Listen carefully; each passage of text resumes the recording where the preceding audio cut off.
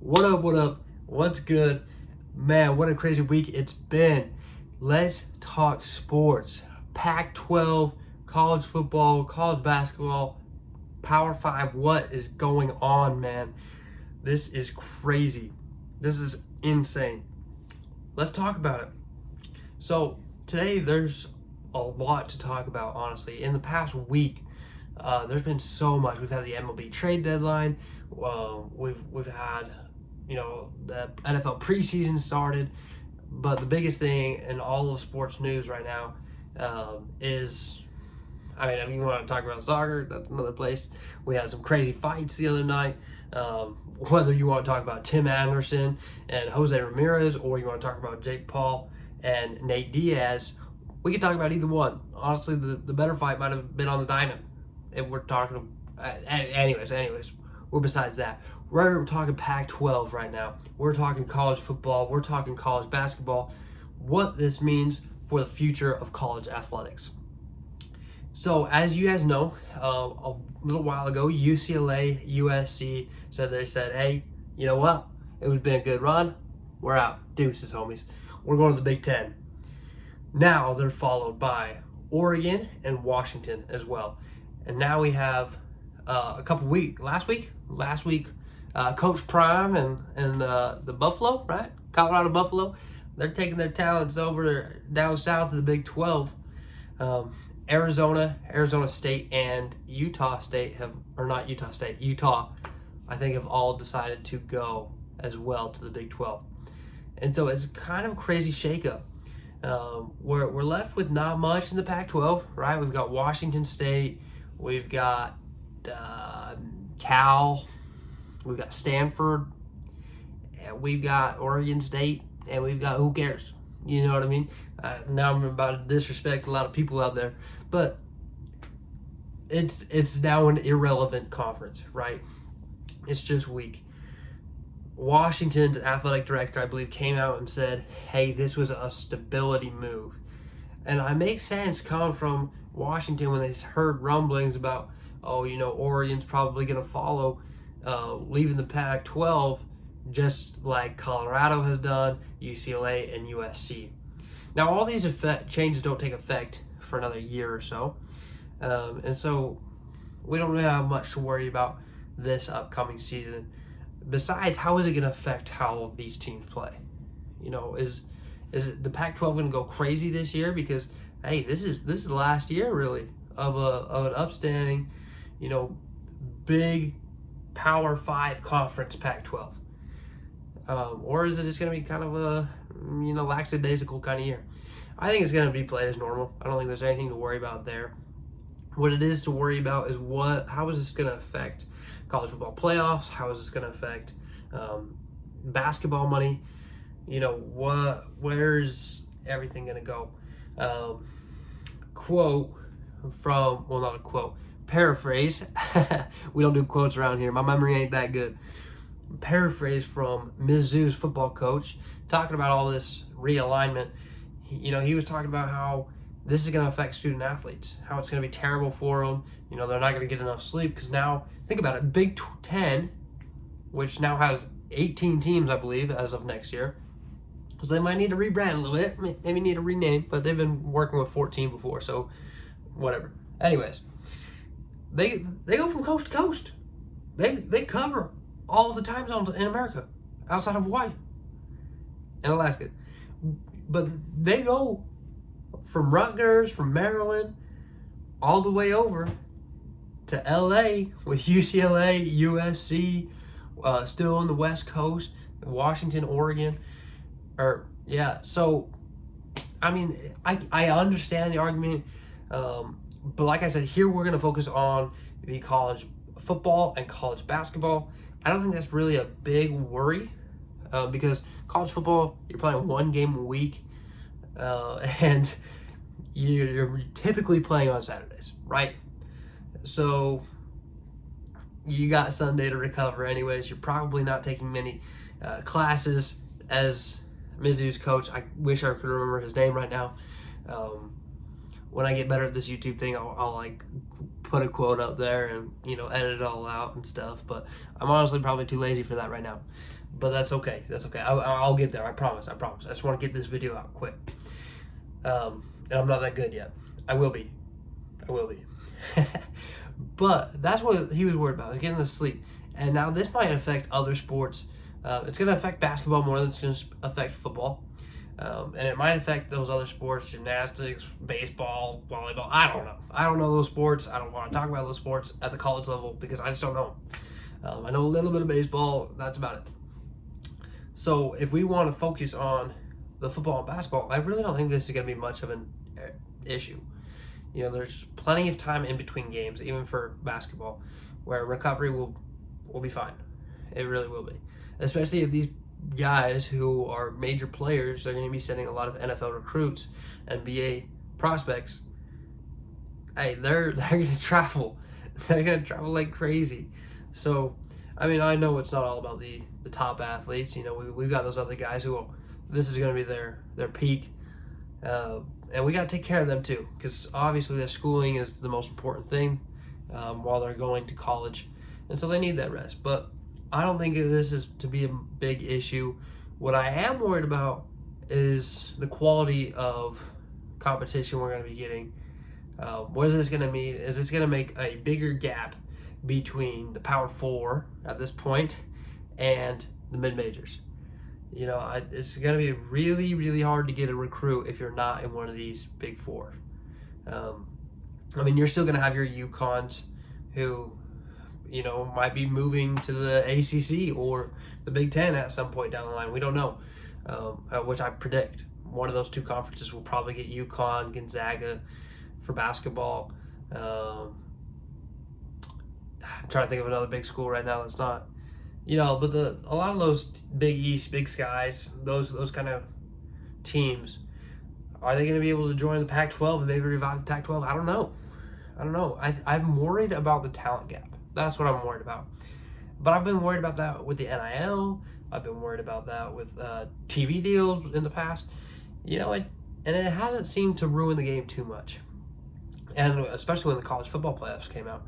But it doesn't seem to have affected the game too much, so I don't expect it to do that again here. I don't think that's going to be too much of a worry. You know what I mean? Like, sure, you know, if you're in one of those big four, it's going to be a lot easier to land a recruit, but it's always been that way. It's always been that way. Now, those schools that aren't leaving the Pac-12 because they're not getting those nice invites, you know, your Oregon States, your Washington States, they're probably going to fall behind a little bit now. So if you're a fan of those schools, I'd be a wreck. I'd be like, man, what are we doing? We've got to go to one of these conferences if we get the chance. But, you know, I'm a Big Ten fan. I have been my whole life. Grew up in the Midwest. Michigan State boy right here. Well, fan. I've never been to Michigan State, but Michigan State fan. So, you know, from that point of view, I'm not worried about it. What I am worried about it from a Spartan perspective is I think basketball will be just fine. But our football is a little bit behind, and I don't think we're ever going to catch up. You know, because if we got Big Ten, we've got USC now, we've got Michigan, we've got Ohio State. And this has always been a problem for Michigan State. I think it's going to get a little bit worse now with the differences in those conferences. But we're going to get a lot more sleeper guys, right? We're going to get some more of those lower, you know, 3-star, 4-star recruits that are really going to pop. And so that keeps me optimistic, I'd say. But still, I think, and this might be how it affects the game, is I think the rich are going to get richer. The Ohio States, your SEC with the Oklahoma and Texas coming in, you know, I think the rich are going to get richer, but also from a Big Ten, if I take myself as a conference fan, which conferences have always run me the wrong way, because most of the year, technically it'd be better if, you know, Michigan and Ohio State was really good, and then Michigan State came and beat them, right? That makes Michigan State looks better. But I can't turn on the TV and root for the blue and gold, or the blue and maize, or whatever the freak they call themselves, to win. I just can't do it. Just can't. Yeah, and that's my biggest problem with college football, and that's how it's always been. Is I just don't like cheering for my conference because those are my biggest rivals, you know. But it makes you look good. It makes you look good. Anyways. Oh, also, speaking of, sorry, I go on tangents. You're gonna get used to this, and you're gonna love it because I do. I'm excited to see some rivalries renewed, right? I live in Utah, so the big one, BYU and Utah, both gonna be in the Big 12. That'll be fun. That'll be fun. We love that kind of thing here. I'm sure there's others that I can't really think of right now. But that's the big one that's sticking out. There's gonna be some good rivalries. There's gonna be new rivalries, which I'm excited about. I really want to see these things grow and prosper.